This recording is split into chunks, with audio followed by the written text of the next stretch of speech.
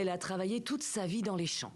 À 70 ans, Mandy Sireim Birinyu connaît tout de l'agriculture, les saisons, les pluies, les engrais, l'irrigation.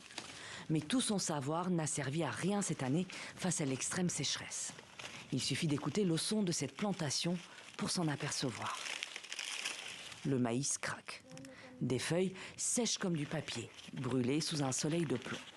Une catastrophe pour cette famille de fermiers. Cette année, ils ne pourront rien vendre.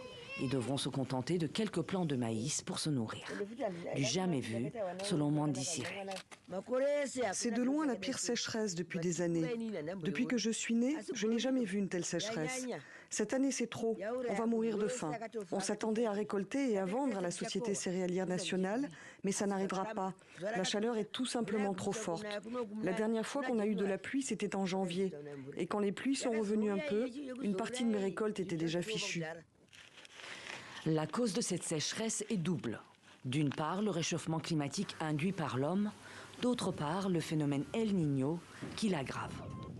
Alors, dans ces champs d'habitude d'un vert éclatant, plus rien ne pousse, à tel point que les autorités ont déclaré l'état de catastrophe nationale et appelé la population à rationner la nourriture. Pour le syndicat des agriculteurs du pays, les fermiers vont devoir adapter leurs pratiques.